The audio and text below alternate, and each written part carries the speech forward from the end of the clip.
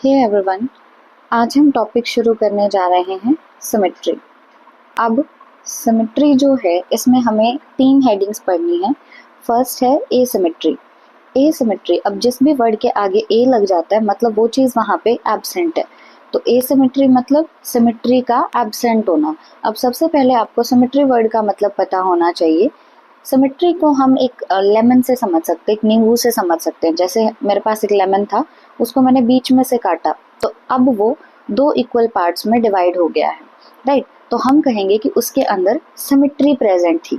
जिस भी चीज़ को हम 2 इक्वल पार्ट्स में डिवाइड कर सकते हैं हम कहेंगे उसमें सिमेट्री प्रेजेंट है।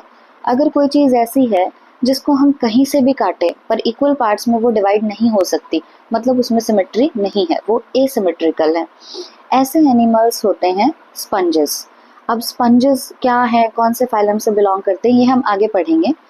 तो एसिमेट्री की जो डेफिनेशन एनसीईआरटी ने दी है वो क्या है कि any plane that passes through the centre does not divide the animal into equal halves. कि आप कहीं से भी काटने की कोशिश करो, अगर आप एक एनिमल को 2 इक्वल पार्ट्स में डिवाइड नहीं कर पा रहे हो तो हम कहेंगे कि जो एनिमल है वो एसिमेट्रिकल है, उसमें एसिमेट्री प्रेजेंट है।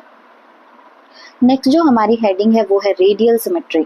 अब रेडियल सिमेट्री समझने से पहले हमें एक छोटा सा एग्जाम्पल लेना होगा। अब छोटी क्लासेस में हम सब ने पढ़ा होता है कि जो हमारा सर्कल होता है उस सर्कल की एक रेडियस होती है और सर्कल में हम कहीं भी रेडियस ड्रॉ करें, सारी जो रेडियस होती हैं वो आपस में इक्वल होती हैं। तो यहाँ ये जो रेडियल सिमेट्री है ना हमारे पास, इसको हम रेडियस वर्ड से याद रख सकते हैं। जैसे एक सर्कल की सारी रेडियस इक्वल होती हैं, वैसे ही हम रेडियल सिमेट्री को कैसे याद रखेंगे कि हमारे पास एक एनिमल है और उस एनिमल को हम सेंटर से कोई भी प्लेन पास करके, कहीं से भी हम प्लेन पास करें सेंटर से, उस एनिमल को हम इक्वल पार्ट्स में, 2 इक्वल पार्ट्स में डिवाइड कर सकते हैं, राइट। कोई भी एनिमल है, उस एनिमल को हम कहीं से भी काटे, सेंटर से कहीं से भी हम प्लेन पास करें, हम उसको इक्वल पार्ट्स में डिवाइड कर सकते हैं। तो ये होगा रेडियल सिमेट्री। अब जो हमारी रेडियल सिमेट्री है उसमें मेन वर्ड जो है हमारे पास वो है एनी प्लेन, कि कहीं से भी प्लेन पास करो इक्वल पार्ट्स में डिवाइड कर सकते हैं। तो यहाँ एनी प्लेन जो है वो स्टार वर्ड है। अब हम रेडियल सिमेट्री की एनसीईआरटी के अकॉर्डिंग डेफिनेशन देखेंगे। When any plane passing through the central axis of the body divides organism into 2 identical halves. Identical का मतलब क्या होता है? Equal, similar halves, right? मतलब कहीं से भी आप प्लेन पास करो, एनिमल को 2 इक्वल पार्ट्स में डिवाइड कर सकते हो। अब रेडियल सिमेट्री हमारी प्रेजेंट होगी सिलेंट्रेट्स में, टीनोफोर्स में और इकाइनोडर्म्स में। इन नाम की अभी टेंशन नहीं लेनी है, आगे जब हम एक एक करके फाइलम पढ़ेंगे तो वहाँ ये सब पढ़ेंगे। बस याद कैसे रखना, जब सारे फाइलम पढ़ लेंगे ना तो इन नाम से हम फेमिलियर हो जाएंगे। बट बहुत इंपॉर्टेंट है रेडियल सिमेट्री के एग्जाम्पल। पहले 2 एग्जाम्पल सी से हैं और थर्ड एग्जाम्पल ई से है। अब ये जो इकाइनोडर्म है ना, इस पे हमें स्टार लगाना होगा क्योंकि ये बहुत इंपॉर्टेंट एग्जाम्पल है। तो रेडियल सिमेट्री के एग्जाम्पल क्या है, मेरे साथ रिपीट करो। सिलेंट्रेट्स, टीनोफोर और इकाइनोडर्म्स। अब टीनोफोर हम बोलते हैं टीनोफोर, बट ये शुरू होता है सी से, राइट। सी यहाँ पे साइलेंट है। रेडियल सिमेट्री के example again repeat with me, coelenterates, ctenophore and echinoderms. अब थर्ड हेडिंग है हमारे पास बायलेटरल सिमेट्री। बाय से हमें अलग से ही पता चल रहा है 2। अब यहाँ पे क्या होगा कि हम किसी भी एनिमल की बॉडी को 2 इक्वल पार्ट्स में डिवाइड तो कर सकते हैं, पर उसे 2 इक्वल पार्ट्स में डिवाइड करने का हमारे पास बस एक ही तरीका है। मतलब बस एक ही तरीके से हम उसे काट सकते हैं जिससे वो 2 इक्वल पार्ट्स में डिवाइड हो जाएगा। तो यहाँ पे वन प्लेन जो वर्ड है वो बहुत इंपॉर्टेंट है कि एक ही प्लेन से काट के हम उसे इक्वल लेफ्ट और राइट हाफ में डिवाइड कर सकते हैं। ये होगी हमारी बायलेटरल सिमेट्री। अब बायलेटरल सिमेट्री के बाद हमें एक बहुत इंपॉर्टेंट नोट पढ़ना होगा। वो क्या है कि जो इकाइनोडर्म्स होते हैं ना, उनके अंदर रेडियल सिमेट्री भी प्रेजेंट होती है और बायलेटरल सिमेट्री भी, इसीलिए स्टार लगवाया था। अब पेपर में जब ये क्वेश्चन आता है ना तो बहुत ज़्यादा कंफ्यूजन होता है। तो इसको हम याद कैसे रखेंगे, जैसे एक मूवी आई थी, मूवी का नाम था रावण, शाहरुख खान की मूवी थी। So movie was Raavan. उसका जो पहला लेटर है वो हमें पहले 2 लेटर उठाने, आर ए, राइट। रा उठाएंगे हम।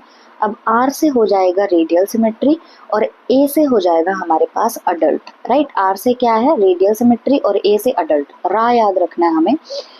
अब रेडियल सिमेट्री जो है वो इकाइनोडर्म्स में अडल्ट में प्रेजेंट होती है। बच गया लार्वा, तो लार्वा के अंदर प्रेजेंट होगी बायलेटरल सिमेट्री। तो यहाँ से एक बहुत इंपॉर्टेंट बात निकल के आई है कि इकाइनोडर्म्स के अंदर लार्वा में प्रेजेंट होगी बायलेटरल सिमेट्री और अडल्ट्स में प्रेजेंट होगी रेडियल सिमेट्री। बहुत इंपॉर्टेंट है ये बात।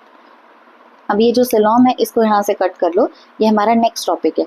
उससे पहले हमें पढ़ना होगा डिप्लोब्लास्टिक ऑर्गेनाइजेशन और ट्रिप्लोब्लास्टिक ऑर्गेनाइजेशन। अब ये ऑर्गेनाइजेशन बताने से पहले मैं आपको बताना चाहती हूँ कि जैसे हमें पता है एनिमल्स में क्या होता है, पहले बनता है जाइगोट, राइट। पहले क्या बनेगा, जाइगोट। जाइगोट से बनता है एम्ब्रियो, राइट। जाइगोट से क्या बनेगा, एम्ब्रियो बनेगा। अब ये जो एम्ब्रियो होता है ना, इस एम्ब्रियो के पास प्रेजेंट होती हैं 3 लेयर्स, राइट। एम्ब्रियो के पास कितनी लेयर्स होंगी, 3 लेयर्स होंगी, और इन 3 लेयर्स को हम बोलते हैं जर्मिनल लेयर्स, राइट। इन 3 लेयर्स को हम क्या बोलेंगे, जर्मिनल लेयर्स। अब ये जो जर्मिनल लेयर्स हैं इनके नाम हमें याद करने हैं। तो पहली बात, जर्मिनल लेयर है कितनी, 3।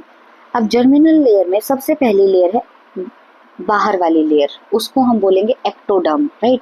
जहां भी एक्टो वर्ड सुनो ना उसका मतलब होता है बाहर वाला। तो सबसे बाहर वाली लेयर है एक्टोडर्म, उसके बाद बीच में एक लेयर है और एक लेयर है सबसे अंदर की तरफ। सबसे अंदर के लिए वर्ड यूज होता है एंडो, तो सबसे अंदर जो लेयर है वो है एंडोडर्म, सबसे बाहर वाली लेयर है एक्टोडर्म, और बीच वाली लेयर जो इन दोनों के बीच में प्रेजेंट है वो होती है मीजोडर्म। तो कोई भी जाइगोट था, जाइगोट से बना एम्ब्रियो, एम्ब्रियो में 3 जर्मिनल लेयर हैं, एक्टोडर्म, मीजोडर्म और एंडोडर्म। एक्टोडर्म सबसे बाहर, मीजोडर्म बीच में और एंडोडर्म सबसे अंदर की तरफ। अब ये जो 3 लेयर्स मैंने आपको बताई, इनके बेसिस पे हमने ऑर्गेनिजम्स को 2 पार्ट में बांट रखा है। एक ऐसे ऑर्गेनिज्म जिनमें डिप्लोब्लास्टिक ऑर्गेनाइजेशन है, एक ऐसे ऑर्गेनिज्म जिनमें ट्रिप्लोब्लास्टिक ऑर्गेनाइजेशन है। अब डिप्लो, इसमें डाई वर्ड आ रहा है ना, तो डाई का मतलब क्या होता है, 2।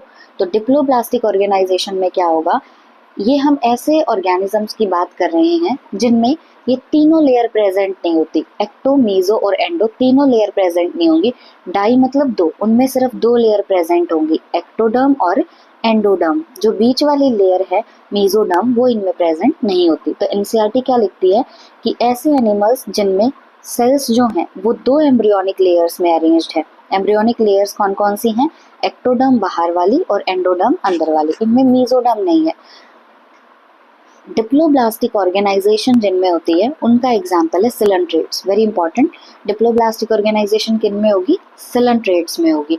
अब जो डिप्लोब्लास्टिक ऑर्गेनाइजेशन है उसमें हमें पता चल गया मीजोडर्म तो नहीं है, बट वहाँ पे एक्टोडर्म और मीजोडर्म के बीच में एक लेयर प्रेजेंट होती है और उस लेयर का नाम है मेसोग्लिया, राइट। उस लेयर का नाम क्या है, मेसोग्लिया। अब मेसोग्लिया जो है ये एक अनडिफरेंशिएटेड लेयर है जो प्रेजेंट होगी एक्टोडर्म और एंडोडर्म के बीच में।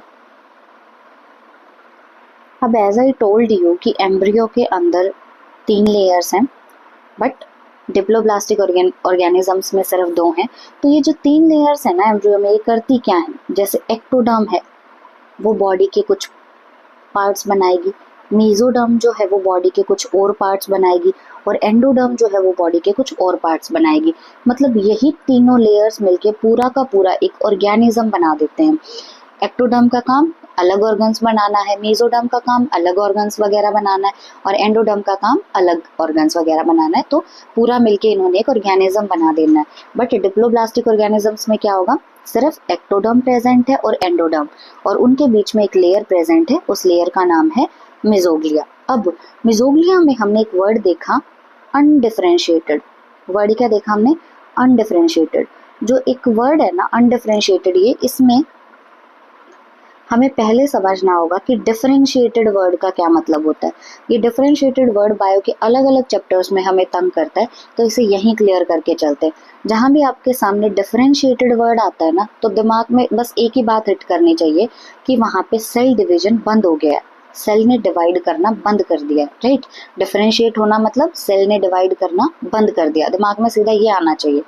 अब इसका मैं एग्जांपल लेती हूँ, जैसे ये आप अपने रिस्ट मान के चलो, अपनी कलाई मान के चलो, ठीक है। अब यहाँ पे कुछ सेल्स प्रेजेंट है, आपकी कलाई में, आपके रिस्ट में कुछ सेल्स हैं।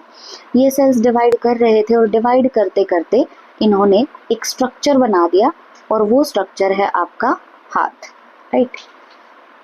ये स्ट्रक्चर आपका हाथ हो गया। यहाँ सेल्स थे, सेल्स डिवाइड कर रहे थे, करते करते इन्होंने आपका हाथ बना दिया। तो अब ये क्या बन गया, एक स्ट्रक्चर बन गया, और ये स्ट्रक्चर कोई ना कोई फंक्शन तो जरूर परफॉर्म करता होगा, राइट। ये स्ट्रक्चर कोई ना कोई फंक्शन तो जरूर परफॉर्म करेगा। लेकिन अब जब ये हाथ बन गया तो आपका हाथ जब आप बड़े हो जाते हो तो उतना ही रहता है ना, बढ़ता तो नहीं रहता। मतलब उस टाइम आपके सेल्स ने डिवाइड करना बंद कर दिया है। तो जब आपके सेल्स डिवाइड करना बंद कर दे और कोई एक स्ट्रक्चर बना ले जिसका कोई एक फंक्शन होगा, तो हम बोलेंगे कि सेल्स जो है अब डिफरेंशिएट हो गए हैं। मतलब सेल्स ने डिवाइड करना बंद कर दिया है और उन्होंने कोई एक पर्टिकुलर स्ट्रक्चर बना दिया है। तो डिफरेंशिएट होने का मतलब डिवीजन बंद हो जाना। लेकिन अगर हमने बोला अनडिफरेंशिएटेड, तो खुद का दिमाग लगा के बताओ, अनडिफरेंशिएट होने का मतलब क्या है, कि सेल्स में डिवीजन अभी भी चल रहा है, सेल्स ने डिफरेंशिएट नहीं किया है। तो मेसोग्लिया क्या है, एक अनडिफरेंशिएटेड लेयर है, मतलब उसमें अभी भी डिवीजन चल रहा है, राइट। डिफरेंशिएट होना मतलब सेल डिवीजन बंद हो जाना, अनडिफरेंशिएट होना मतलब सेल डिवीजन चलता रहना। एक और वर्ड आएगा, रीडिफरेंशिएट होना। री का मतलब क्या होता है, दोबारा। अब डिफरेंशिएट वर्ड का मतलब क्या था, कि डिवीजन बंद हो गया। रीडिफरेंशिएट का मतलब क्या है, कि डिवीजन दोबारा बंद हो गया, राइट। अनडिफरेंशिएट मतलब अभी भी डिवीजन चल रहा है। सो आई होप ये क्लियर हो गया होगा। बहुत ज़्यादा है, बहुत ज़्यादा इंपॉर्टेंट है ये तीनों, डिफरेंशिएटेड, अनडिफरेंशिएटेड और रीडिफरेंशिएटेड। अब नेक्स्ट हेडिंग है हमारी ट्रिप्लोब्लास्टिक ऑर्गेनाइजेशन। ट्रिप्लो में ट्राई वर्ड आ रहा है, ट्राई का मतलब हमें पता होता है 3, राइट। तो ट्रिप्लोब्लास्टिक जो ऑर्गेनाइजेशन है उसमें हमें अलग से पता चल रहा है कि यहाँ हमारी तीनों की तीनों जर्मिनल लेयर प्रेजेंट होंगी, एक्टोडर्म भी, मेसोडर्म भी और एंडोडर्म भी, राइट। अब ये जो है ये हमारी प्रेजेंट होगी फाइलम नंबर 4 से लेके फाइलम नंबर 11 तक, राइट। मैंने आपको लास्ट क्लास में बताया था कि एनिमल किंगडम एक किंगडम है जिसके अंदर टोटल 11 फाइलम प्रेजेंट है, राइट। और ये 11 फाइलम में हमने देखा कि जो सिलेंट्रेट्स हैं उनके अंदर प्रेजेंट है डिप्लोब्लास्टिक ऑर्गेनाइजेशन। सिलेंट्रेट के बाद अगर हम बात करें तो फाइलम नंबर 4 से लेके फाइलम नंबर 11 तक प्रेजेंट होगा ट्रिप्लोब्लास्टिक ऑर्गेनाइजेशन, राइट। एनसीईआरटी ना क्या करती है कि आगे जब हम एक एक फाइलम पढ़ेंगे तो वहाँ वो कुछ और लिखती है, बट शुरू में जो एनसीईआरटी ने ये टॉपिक एक्सप्लेन किए हैं उसमें उन्होंने डिप्लोब्लास्टिक और ट्रिप्लोब्लास्टिक का एग्जाम्पल स्पेसिफाई किया हुआ है कि डिप्लोब्लास्टिक का सिर्फ सिलेंट्रेट है, तो आपको उसी हिसाब से पेपर में आंसर देना होगा। एनसीईआरटी ने लिखा है डिप्लोब्लास्टिक का एग्जाम्पल सिलेंट्रेट, तो जब भी ऑप्शन आए सीधा सिर्फ सिलेंट्रेट टिक करना है।